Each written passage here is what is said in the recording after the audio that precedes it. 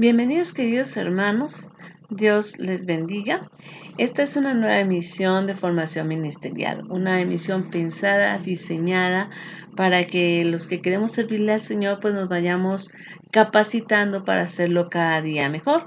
Hemos hecho todo un recorrido por nuestros dones, luego hablamos de nuestro primer gran trabajo que tenemos, que es justamente ese, el de trabajar en nuestra casa, el ser luz en nuestra casa, el pastorear nuestra casa, el convertir nuestra casa en un altar para el Señor. Y después vimos pues el ministerio de la intercesión. Estamos viendo el ministerio pastoral, que por cierto ya no nos quedan sino 12 misiones y terminamos esta y la siguiente. Y pasaremos al ministerio del maestro. Bueno, pues hablando de esto, de estas emisiones de pastorado, pues que hemos visto homilética, hemos visto hermenéutica, que es lo que le ayuda al pastor a hacer un buen sermón, le permite llevar estructurado un sermón y pues hemos visto las tareas pastorales, ¿no? Pequeños detalles sobre los cuales hablamos de cómo trabajar con los consiervos, de cómo recibir misioneros, de cómo enviar misioneros, etcétera. Eh, y pues estamos bien, abordamos el tema de la consejería, entendiendo que para algunas iglesias pequeñas el tema de la consejería es importante porque el pastor es el mismo consejero. Tal vez en las iglesias grandes los equipos de consejería pues están estructurados tal vez por profesionales de la salud y pues es más fácil delegar esta tarea. Pero en las iglesias pequeñas el pastor es un todero y pues le va a tocar asumir la consejería y entonces estamos hablando pues de este tema de cómo aconsejar, hablamos de cómo se aborda terapéuticamente, vimos algunos tips desde un pasaje que es el Camino de Maús y ahora estamos hablando de la patología de la personalidad, o sea, de algunos tipos de personalidad patológico. Hemos hecho un gran recorrido y tratando de identificar algunos ejemplos bíblicos. Como siempre les he dicho, pues no es que así de libro pues aparezcan las personalidades ahí sentadas en nuestra oficina pastoral o en la banca de la iglesia. No, no aparecen así.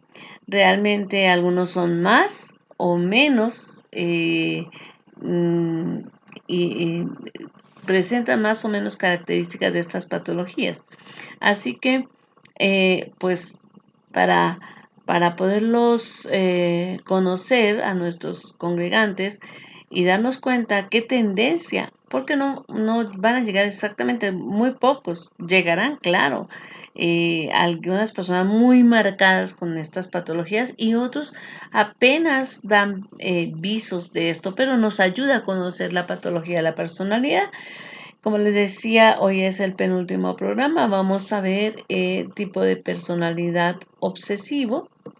Ese término, como todos los demás términos, pues les digo que ha sido usado y abusado, ¿no?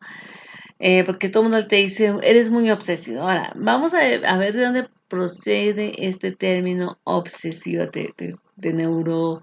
de neurosis obsesiva.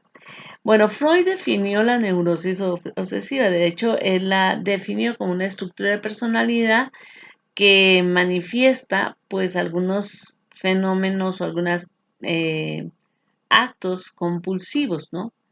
Por ejemplo, ideas o sentimientos o impulsos que aparecen en la persona sin ningún motivo, pero que también están dentro de la persona por un periodo prolongado. No es que de repente pasó un día y ya no pasó más, entonces no.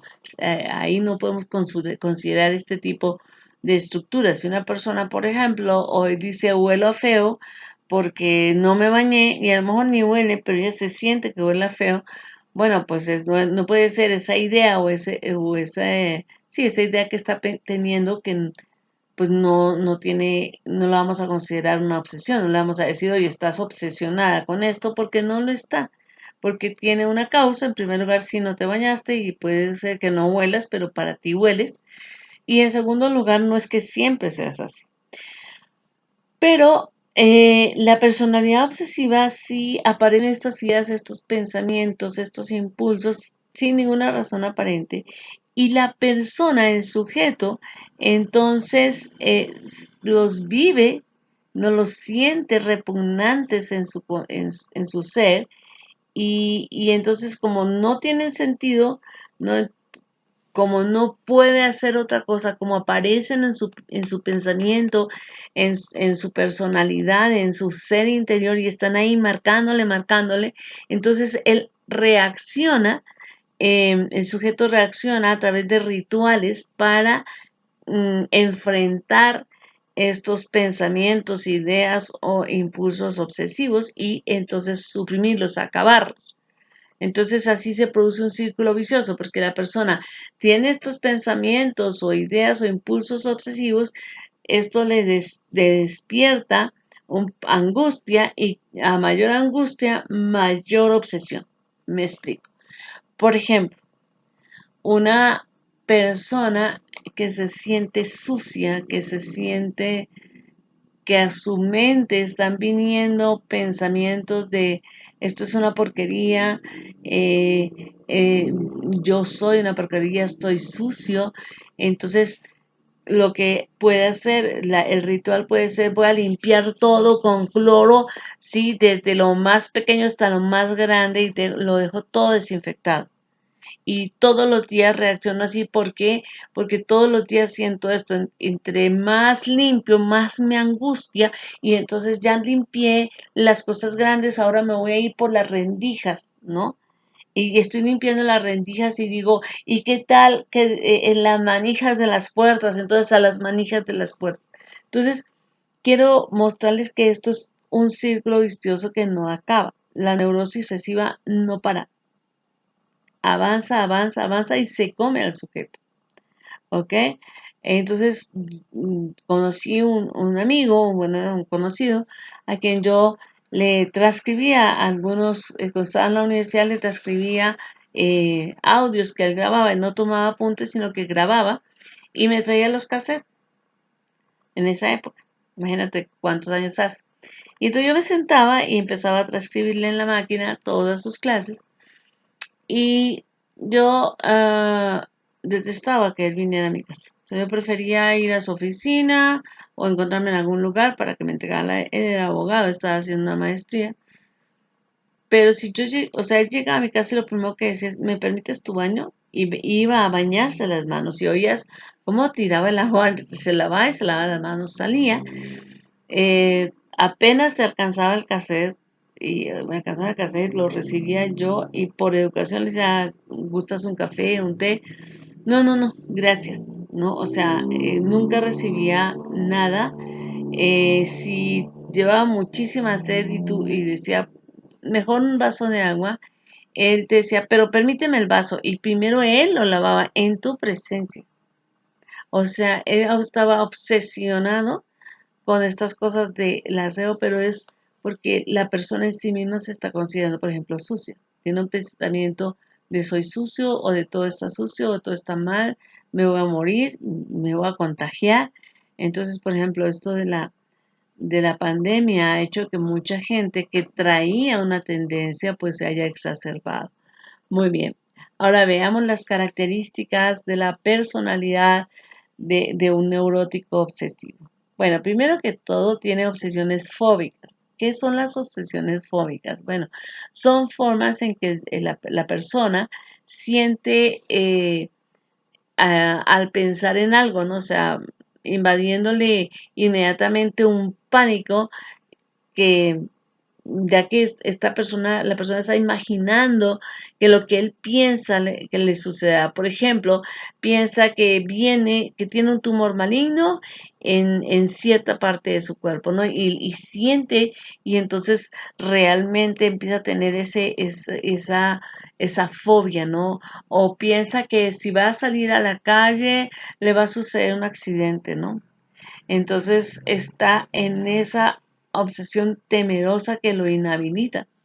Y cuando un papá, por ejemplo, o una mamá tiene una obsesión fóbica hacia el peligro que hay en las calles, o sea, no se imaginan cómo la pasan de mal sus hijos, ¿no? Ahora, hay obsesiones ideativas. ¿Qué es una obsesión ideativa? Nos referimos entonces con esto de ideativa a las ideas o palabras que aparecen en el sujeto en contra de su voluntad, como por ejemplo la compulsión a pronunciar palabras obscenas, ¿no? Siempre estar diciendo groserías, eh, o lo conocemos como onomatomanía, o a estar realizando cálculos de todo tipo, ¿no? Entonces, sí, por ejemplo, ven una placa y la placa es 3213. Sí, 32, el 3 repite, 3 más 2 5, más 3 8, más 1 9, o sí, 3 más 2 5, menos 3 da, da 2, pero 3 menos 2 es 1, ¿no? Entonces trata siempre de estar haciendo cálculos o estar contando cosas, ¿no? Es el cuestionamiento o que esto se llama aritmomanía, el cuestionamiento interminable en cuanto a la existencia de Dios. Eso es una manía metafísica, ¿no? Entonces, siempre están, pero sí, pero Dios sí existe. Pero ¿cómo puedo saber que Dios existe? ¿Y cómo puedo probar que Dios existe? Y están todo el tiempo con eso. Y realmente quieren probablemente creer, pero su obsesión no les permite hacerlo. O dudar de todo, ¿no? O sea, las personas que me dicen, mira, esto pesa 1 kilo, te doy 1 kilo de azúcar, pero si pesa 1 kilo, pues si quieres, pésalo, ¿no? Pero dudan de lo que viene empacado, duda de si este billete es verdadero, duda de si la aman, duda de todo, ¿ok? Eh, Planear, otro tipo de obsesión negativa es planear todo en la forma más perfecta posible, ¿no? Y eso es una manía de perfección, ¿no? Entonces vamos a hacer así y pues ponemos las servilletas de esta manera y las puntas de los manteles tienen que ir allá y entonces es tan planean todo, ¿no? Y el evento va a comenzar a tales horas y a tales horas tal cosa, y a tales horas tal cosa. Quienes me conocen saben que yo trato de mantener siempre la disciplina, ¿no? En cuanto a horario, pero tampoco en la manía, ¿no? O sea, probablemente yo digo, vamos a comenzar a las 11 y comenzamos a las 11, pero si en mi horario, por ejemplo, en los congresos, yo digo de 11 a 11 y 5, 11 horas, de 11 y 5 a tales, o sea, voy llevando y a lo mejor oramos de 11 a 11 y 3 minutos, ya, y nos sobraron esos 2 minutos, no va a decir, no, todavía nos quedan 2, tengo que seguir orando, ¿no? Eh, entonces, pero hay personas que sí sufren mucho con que todo tiene que salir perfecto. Los eventos, la vestimenta, el orden en la casa, todo, ¿no? Entonces es muy complejo. Dentro de las características de esta personalidad neurótica obsesiva también existe una cosa que se llaman los rituales. Los rituales son las formas sistemáticas en que se hace algo, ¿no? Que tiene que ser de esa manera y si no, no puede ser. Estos rituales, por ejemplo, son los rituales de lavado. Entonces, por ejemplo, la pulcritud obsesiva se lava reiteradamente, por ejemplo, las manos o la cara o la ropa. Conocí a una joven, una señora joven que lava o sea, todos los días lava sus sábanas. Entonces tú dices, o sea, espérate, o sea, y todos los días sus las sábanas, todos los días sus pijamas, y tú dices, en serio, pasas tu vida lavando, ¿no? Eh, otra forma,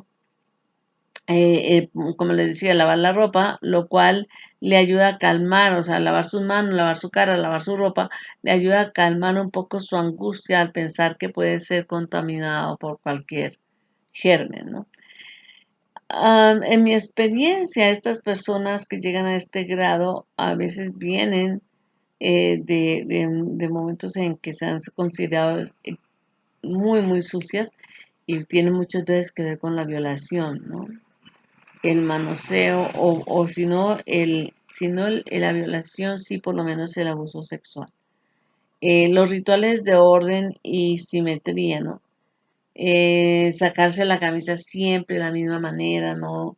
De esta manera, doblarla de esta manera, ¿no? Y con tanta exactitud y entonces, y ponerla siempre en un determinado lugar. O sea, usted, por ejemplo, puede checar al closet de un obsesivo y entonces las cosas están ordenadas por color y los pantalones de este lado y, o sea, y todo va así totalmente simétrico y ordenado de acuerdo a su criterio, ¿no? Em, entonces, hacer las cosas exactamente en los mismos horarios, ¿no? Sus pertenencias se encuentran siempre en el mismo lugar. Eh, si otra persona llega a cambiar ese lugar o se realmente pues se desorientan y reaccionan con mucha agresión. Algunas personalidades, algunos síndromes, por ejemplo, el síndrome del autismo o el Asperger, tiene este tipo de rituales, ¿no? Desarrolla, ¿no? Rituales de comprobación. ¿Cuáles son esos? Es donde la persona realiza determinados actos de forma habitual y piensa luego que posiblemente por haberlos realizado o por no haberlo realizado de manera le sobrevenga alguna desgracia. Entonces realiza antes o después de estos actos ciertos rituales que le van a ayudar a evitar esta desgracia, ¿no? Entonces, por ejemplo, eh, dices, si no, para poner si no me hago la señal de la cruz frente a un cementerio, ¿no? Entonces me va a pasar algo, ¿no? Si veo un gato negro y no me rasco la rodilla, ¿no? Si yo pasé por debajo de una escalera y no dije 3 veces, Dios mío, ayúdame, entonces algo malo me va a pasar, ¿ok? Ese es el tipo de rituales de comprobación. Rituales controfoigenos frente a los miedos que esta persona tiene, a sus miedos imaginarios, recurre a cierto tipo que le permiten, sí, a cierto tipo de rituales que le permiten sentirse más seguro. Por ejemplo, ver y revisar que estén cerradas las puertas, ¿no? Eh, y las ventanas, ¿no? Todo lo que esté de hacia la calle, por ejemplo, y no lo ve una vez, lo ve, por ejemplo, 3, 4 veces, ¿no? Y pasa, y dice, es que ya lo viste, o sea, sí, pero tengo que volver a hacerlo, o sea, y tiene que ser 4 veces, porque si no lo hace así, siente que le va a ocurrir la desgracia que él piensa, ¿no? Antes por ejemplo, de acostarse, van y hacen estas revisiones, ¿no? O levantarse en la noche para asegurarse que el gas está cerrado, ¿no? Y eso es todas las noches. Entonces, estos rituales, pues, para las personas que viven alrededor de una persona con este tipo de neurosis obsesiva, pueden resultar bastante molestos, ¿no? Bastante angustiantes. Vamos a ver los rasgos del carácter y sus mecanismos de defensa. Eh, pues primero el orden, ¿no? Ellos son limpios, muy ordenados consigo mismo, con su persona, con su casa, en su trabajo, ¿no? O sea, son así. Esa parte creo que a todo el mundo le da gusto, mientras que no se vuelve una camisa de fuerza, ¿no? Mientras que no te obstruye la vida, ¿no? Pero cuando tú dices, voy a encender el fuego y te dicen, no, no, no, porque está sucio y te lo vuelven a limpiar 3 veces, como, ya, por favor, necesito calentar solamente un agua para un café, ¿no? No es para tanto, ¿no? La avaricia, es decir, ellos cuidan exageradamente su dinero y acumulan. Entonces, otra vez, para la familia puede resultar un poco molesto, ¿no? O bastante. La racionalización, todo lo que ellos hacen es pensado y analizado de forma detallada y obstinada, ¿no? Su hablar, su postura muestran rigideces como casi robotizados, ¿no? En cuarto lugar, pues tienen una frialdad, no son en sus decisiones, cuando ellos toman decisiones las toman en forma muy fría y calculada, ¿no?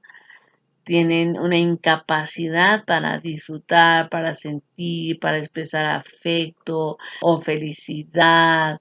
Sí, les cuesta porque están como si les pusiéramos almidón, ¿no? O sea, extremadamente rígidos. Ahora, ¿qué mecanismos de defensa tienen estas personas que son neuróticas? Neuróticas obsesivas. Bueno, en primer lugar, tiene una forma reactiva, ¿no? Las ideas obsesivas que ellos tienen, que indudablemente aparecen ahí en su mente y como ellos no quieren que vengan, pero aparecen ahí, son como enemigos que ellos no pueden controlar y son desagradables para ellos, ¿no? Entonces, cuando estas ideas aparecen, ellos las contrarrestan, ¿sí? Por su yo, su yo, la parte eh, la parte que media entre entre el super yo y es esa parte racional más consciente es la que produce actitudes totalmente opuestas a estas, ¿no? O sea, si yo tengo miedo de que se entren los ladrones, entonces pues lo que hago es, ¿no? Eh, en segundo lugar, otro mecanismo de defensa es la anulación. Ellos actúan como si ciertos pensamientos o ideas no hubieran ocurrido, ¿no? Cuando la persona realiza cierto acto que detesta, lo acompaña enseguida por otro acto por el cual lo niega, ¿no? Por ejemplo, va y limpia algo muchísimas veces y luego riega el café, por ejemplo, ¿no? O tira un poco de gis, ¿no? Como diciendo, no, yo no necesito que se vea tan limpio, ¿no? Por ejemplo, decir algo y luego golpearse la boca con la mano, ¿no? Ay, no, decir una mala palabra y decir, ay, no, no, no, y golpearse, ¿no? En tercer lugar, otro mecanismo de defensa es el aislamiento. Entonces, la persona, eh, digamos, divide sus componentes afectivos de una situación, ¿no? O sea, aparta lo que le produce emocionalmente la situación de la misma situación y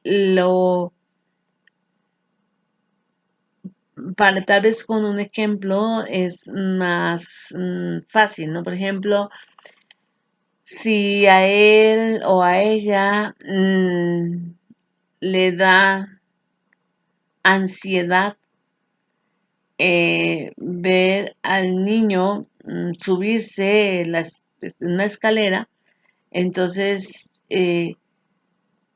lo que puede hacer es como le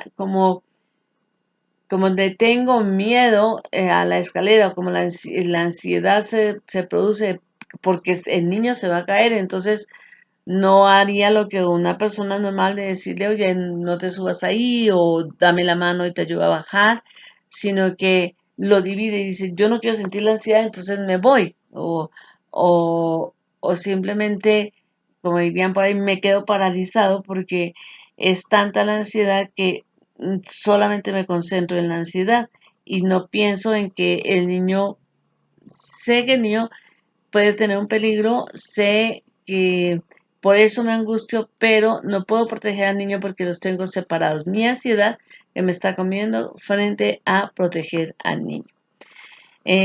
Por ejemplo, recuerda ciertos hechos ocurridos en el pasado, pero desprovisto de tono afectivo. También esa es otra forma de hilarse, ¿no? Es decir, pues sí, cuando me violaron y pasó esto y como que estuviera hablando de cualquier cosa, ¿no? La racionalización. El sujeto entonces siempre está buscando una explicación coherente a un hecho, atribuyéndole un origen distinto al real, ¿no? O sea, por ejemplo, realiza ciertas formas compulsivas o rituales de orden, argumentando que el Señor nos mandó a ser perfectos, ¿no? Entonces, eh, como que es frecuente entonces echarle la culpa de mis errores o de mis cosas a Dios o a otros, ¿no? Em, Porque de esa manera, pues yo puedo mantenerme equilibrado, ¿no? O mantenerme bien o mantener mi imagen bien. Eh, Como en todas las patologías de la personalidad que hemos visto, pues encontramos que en la Biblia hay gente que se parece, no es exactamente igual, pero se parece. Y yo creo que el Señor cuidadosamente nos permite ver estas cosas para darnos cuenta que somos humanos y que Dios conoce nuestras debilidades y que como pastores un día o como consejeros un día estamos sentados frente a alguien y no podemos olvidarnos que es un hermano y no podemos olvidarnos que tiene una relación personal con Cristo, sino que tenemos que entender, la cuestión aquí es que damos este baño, ¿no? Muy rápido de este tipo de patologías para que las personas o los consejeros o los pastores entendamos que pues que esto no tiene mucho que ver con la fe o con un demonio, simplemente es una patología, un tipo de enfermedad que requiere que la persona pues sea comprendida y no es que no hagamos nada frente a sus obsesiones. Claro que podemos tratar de bajarlo a la realidad o bajarla a la realidad. Sin embargo, es importante conocerla. Entonces, el ejemplo bíblico este, para este caso son los fariseos. ¿Por qué? Bueno, porque ellos eran unos legalistas, ¿verdad? Y unos moralistas así al extremo. Vamos a ver algunas citas, no vamos a verlas todas, evidentemente. Vamos a leer Lucas. De hecho, vamos a leer Lucas 18, no solamente el 12, también desde el 11, me parece, para que haya mejor claridad. Dice, el fariseo, puesto en pie, oraba consigo mismo de esta manera. Dios, te doy gracias porque no soy como los otros hombres, ladrones, injustos, adúlteros, ni aun como este publicano. Ayuno 2 veces a la semana, doy diezmos de todo lo que gano. Perdón, sí, de todo lo que gano. Entonces, era como, ok, mi moral es a toda prueba, ¿no? Yo hago todo lo que está escrito. Ahí hay una listica, un checklist que yo hago pormenorizar. Y eso pues deja mucho que pensar, ¿no? Otra característica es el racionalismo, ¿no? Otra vez, viendo un caso, vamos a ver, no, la cita de Lucas me parece que está más clara, en Marcos capítulo 18, versículos 11 al 13, dice, vinieron entonces los fariseos y comenzaron a discutir con él, o sea, con Jesús, pidiéndole señal del cielo para tentarle, y gimiendo en su espíritu dijo, ¿por qué pide señal esta generación? De cierto os digo que no se obrará señal a esta generación. Y dejándolos volvió a entrar en la barca y se fue a la otra ribera.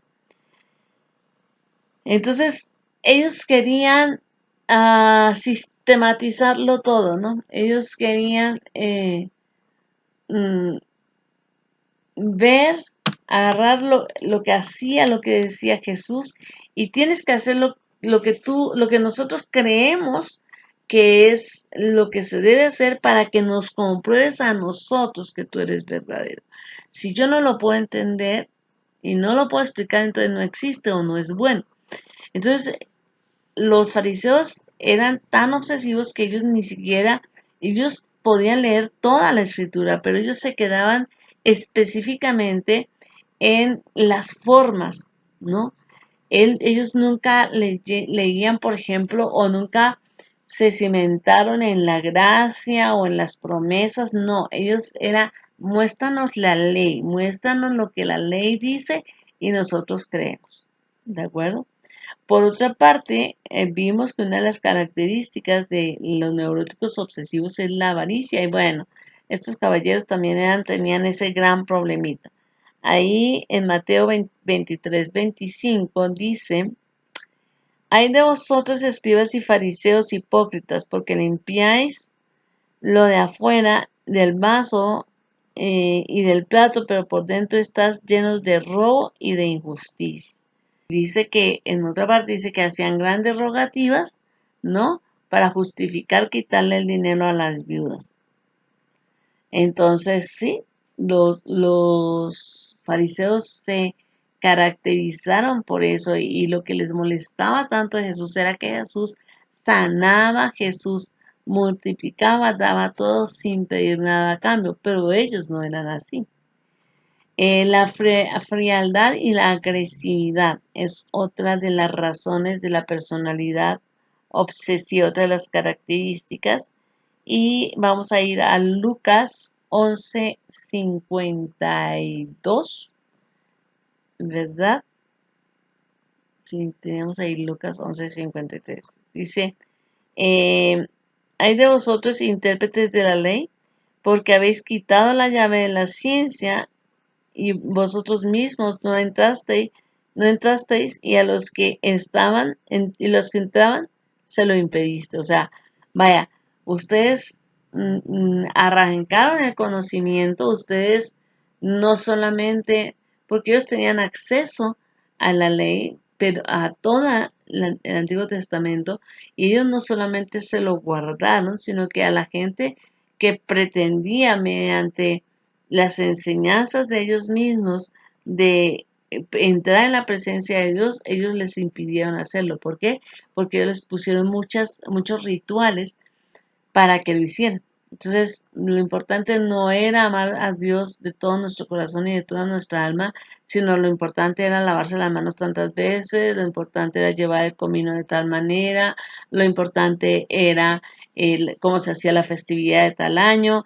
Entonces, era complicado con ellos porque ellos no solamente eran tan duros que no les importaba, por ejemplo, imagínense decir, quedarse discutiendo o enojados porque Jesús sanaba a alguien en el día de reposo. O sea, para ellos era más importante guardar el día de reposo o más bien no hacer nada, ¿sí? No guardarlo porque Jesús también lo estaba guardando. El día de reposo es para estar con el Señor y hacer las cosas del Señor. Y entonces Jesús estaba haciendo la obra que el Padre lo había enviado, pero a ellos les molestaba que Jesús era capaz de sanar a una persona, porque ellos decían, no, no, no, que lo sane de lunes o sea, en 6 días de la semana tiene para sanar, que sane esos 6 días y el séptimo no haga nada. Y entonces Jesús se enojaba y les decía, ¿cómo es posible, no? ¿Cómo es posible que ustedes sean capaces de ayudar a un animal que se cae en una zanja, pero no quieran ayudar en un día de reposo, pero no quieran ayudar a su prójimo, a un ser humano que cuesta más, ¿no? O que tiene mayor valor delante de ellos. Limpios y ordenados. Eh, y esto lo encontramos en Mateo 23, 27 al 28. Ahí hay otras citas también para considerar, pero me gustó más esta. Dice, ay de vosotros, escribas y fariseos hipócritas, porque sois semejantes a sepulcros blanqueados que por fuera a la verdad se muestran hermosos, mas por dentro están llenos de huesos de muertos y de toda inmundicia. Así también vosotros por fuera la verdad os mostráis justos a los hombres, pero por dentro están llenos de hipocresía e iniquidad. Y es así, ¿no? O sea, lo importante era la apariencia, ¿no? Lo importante para el neurótico obsesivo es que las camisas estén alineadas de manera eh, de derecha a izquierda, ¿no? Y lo importante es que estén por colores, lo importante es eso, ¿no? Pero ellos mismos viven un infierno. O sea, aunque haya tanto orden dentro de todas sus cosas, su mente es un caos que ellos no pueden controlar. Entonces, a veces, como pastores, nos dejamos guiar pues es que esta persona es muy buena esposa, ¿no? Es una mujer muy ordenada, muy limpia, entonces es como la mujer virtuosa, ¿no? Y como pastores nos dejamos llenar el ojo de estas cosas. Y resulta que a lo mejor estamos eh, aplaudiendo a una neurótica obsesiva, porque no importa qué tan limpio esté por fuera, qué tan correcto se vea todo, si por dentro es un caos. ¿Ok? ¿De dónde procede esta, esta neurosis obsesiva? Por regla general, estos sujetos manifiestan desde su más tierna infancia una característica obsesiva, ¿no? Es decir, desde muy pequeñitos se nota. Han crecido en un ambiente donde la agresión ha estado presente entre los integrantes de la familia, pero generalmente en forma velada. No quiere decir que la agresión expuesta no genere también neuróticos obsesivos. ¿Qué pasa, por ejemplo, en el abuso sexual? En el abuso sexual, todos somos familia, todos estamos bien y el abusador puede ser el papá, el padrastro, el tío que está ahí viviendo, pero todos estamos bien. Y a veces, aunque la mamá sepa, no hace nada o no dice nada porque somos familia, pero ahí sigue esta agresión, ¿no? Entonces, una agresión en forma velada. La moral rígida de estas familias ha hecho que no solo se oculte la agresividad familiar, sino también la agresividad que el niño experimentó. O sea, no decimos nada afuera porque tenemos que resolverlo aquí adentro, somos una familia buena, no se van a ir a la cárcel, ¿qué van a pensar de nosotros? Entonces aquí lo resolvemos y no decimos nada, ¿no?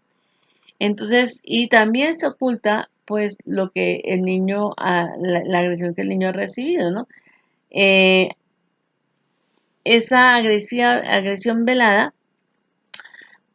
por ser considerada pecado o delito o algo que las buenas personas no deben sentir, entonces por eso se encapsula, se guarda, se vuelve, se oculta, si así lo quiere ver. Las ideas obsesivas entonces de amor, pudor, esconden la mayoría de las veces sentimientos hostiles contra los padres, ¿no? O sea, son los que nos enseñaron eso y entonces sí, o sea, sí lo sientes, sí lo aprendes, pero está mostrando ese rencor, ese odio tan velado que se siente hacia los padres porque me lo inculcaron, pero ellos mismos o lo permitieron o lo hicieron conmigo, ¿no? Me dañaron. Estos son generalmente, los padres generalmente también son obsesivos, siendo los dos o uno de ellos extremadamente rígido, inflexible en todos los sentidos, ¿no? Entonces, a lo mejor es un papá que viene, pega, no permite que coman determinadas cosas, quiere controlarlo todo, ¿verdad? Y a lo mejor una mamá muy débil, o viceversa, una mamá extremadamente controladora, con unos regímenes de moral aquí bien altos que vuelven al niño, eh, pues que es como una plastilina en sus manos, ya no una plastilina, ¿no? Sino un plástico extremadamente rígido que se va a partir antes que dejarse moldear. Entonces, estos obsesivos compulsivos nacen eh, en estas familias un tanto patológicas que para todo mundo son buenas, son de muy buen testimonio porque pues su apariencia es lo que cuenta y todas aquellas cosas malas están escondidas, nadie se da cuenta. Hay un libro que yo leí hace muchos años, cristiano, que habla de Satanás, dice, se llama así, Satanás escondido. Es un libro testimonial que le pone a uno los pelos de punta. Es una mujer que cuenta todas las cosas horribles que le pasaron y en su más tierna infancia y cómo fue abusada y cómo fue alquilada por su mamá para cosas horribles. Y la mamá era cristiana. Y dice, y por poco, un día los pastores de jóvenes de una iglesia casi se dan cuenta de lo que estaba pasando. Mire, casi se dan cuenta. ¿Por qué? Porque pues les parecía muy raro que esta jovencita siempre tal y tal cosa, aunque la familia era perfecta, aunque la mamá era una muy buena cristiana. Entonces no casaban las dos fichas, ¿no? Que la jovencita fuera tan introvertida y tan rígida moralmente, pero por ejemplo llegara siempre tarde, estuviera con su mirada perdida, etcétera. Y entonces trataron de acercarse a ella y obviamente la mamá supo cómo quitarlos, ¿no? Eh, pero eso nos muestra que aún en las iglesias tenemos neuróticos obsesivos. Entonces, a veces pensamos que el testimonio es lo que vemos, y también el testimonio es lo que no vemos. Entonces, estos niños crecen en un ambiente rígido, un ambiente moral, limpio, ordenado y perfeccionista. Eh, entonces, en el niño, en la persona, es común un exagerado apego a la madre. Siente que ella se ha sacrificado demasiado por él. El padre puede aparecer en la mente del niño bajo la imagen del despiadado y el cruel, ¿no? La otra posibilidad es que el padre aparezca como ausente o borrado de su rol paterno. En el caso de esta joven, sus papás se habían divorciado. Y bueno, como una guía para la entrevista pastoral, pues se deben tener en cuenta las mismas pautas que se tienen en cuenta para la neurosis, ¿de acuerdo? Es decir, si nosotros buscamos la personalidad neurótica, ahí encontramos algunas pautas para, para el tratamiento, para la entrevista con estas personas. Es decir, lo que se recomienda ahí es cuidar el rol, ¿no? Es decir, el sujeto, en este caso, el sujeto neurótico o en este caso el sujeto obsesivo, proyecta constantemente toda su agresividad, su inmadurez o su rigidez y temores sobre el consejero. Entonces, uno tiene que estar siempre ayudándolo a entender que no es así. Nosotros somos consejeros, no somos los papás, no somos sus pastores, o no somos, o en algunos casos seremos sus pastores, pero soy tu pastor, no soy tu empleado, no soy tu vacinilla espiritual o emocional, no soy quien te va a resolver los problemas, tú los vas a resolver, ¿no? ¿Y por qué? Porque el paciente siempre está buscando algo más que orientación. Buscará un padre sobreprotector y paternalista, ¿no? Que le diga que lo ama, o una madre eh, que, que, que le refuerce moralmente tal o cual cosa, ¿no? En la entrevista, como en el caso de los neuróticos, en la entrevista debe desarrollarse señalando desde un principio, desde siempre, los roles de cada uno. Tú eres el paciente y a ti te corresponde ser honesto en tu información, cumplir con tus tareas. Yo soy tu consejero, a mí me corresponde escucharte, analizar tu caso, darte las mejores alternativas, pero tú vas a escoger tu alternativa, tú la vas a llevar a cabo. Y entonces también es necesario, como en el caso del neurótico, felicitarlo, animarlo cuando sea el momento apropiado, porque evidentemente habrán pequeños o grandes logros que pues hay que felicitarlos. Finalmente, eh, es importante que nos demos cuenta de los avances de un paciente. El uso de la Biblia en la pastoral, en la guianza. Hay tres conceptos muy, muy importantes que debemos tener presentes en una pastoral. Evitar las explicaciones y racionalizaciones que el sujeto está esperando que le demos, ¿no? Porque a veces, o sea, pero ¿por qué La Biblia me pide que yo honre a mi padre y a mi madre. ¿Por qué? ¿Cuál es la razón? ¿No? El objetivo básico de todos los estudios bíblicos es ayudar al sujeto a descubrir la perspectiva bíblica de la libertad en Cristo. Ese es el objetivo. No voy a explicar por qué se dio el milagro, no voy a explicar por qué el mandamiento dice así. No.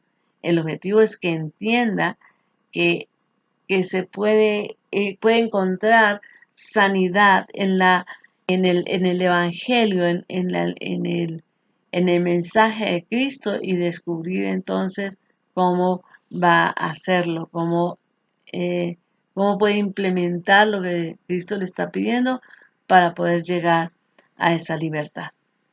Que el sujeto, parte del objetivo es que el sujeto comprenda su libertad en Cristo, ¿no? O sea, es muy bueno para este tipo de sujetos que escuchemos a Gálatas, ¿no? Para entender que no es la ley, que no son los rituales, ¿no? Sino que es el amor. Y pues además de que él eh, descubra la libertad en Cristo, que la comprenda y que sienta que vivencie esa libertad en Cristo, ¿no? Que se dé cuenta que no importa si no se lavó 500 veces las manos, está limpio para poder hacer tal o cual cosa. Entonces, visto de esta manera, es importante para, para nosotros como pastores entender, entender esta situación porque pues no es fácil, ¿no? No es fácil tener este tipo de estructura de personalidad.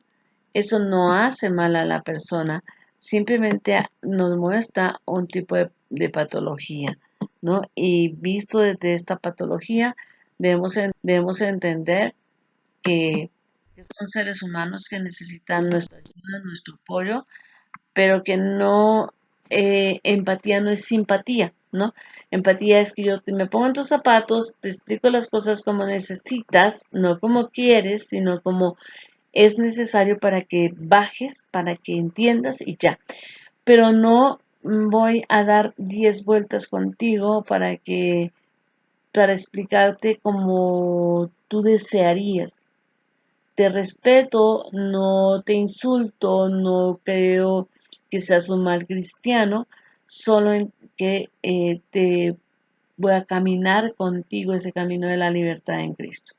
Entonces, por eso es necesario que como pastores tengamos como cierta claridad en cada una de las cosas para poder avanzar en la dinámica de la consejería. Les amo un montón, les mando un abrazo a todos ustedes. Por favor, si les es posible, déjame un me gusta o un comentario.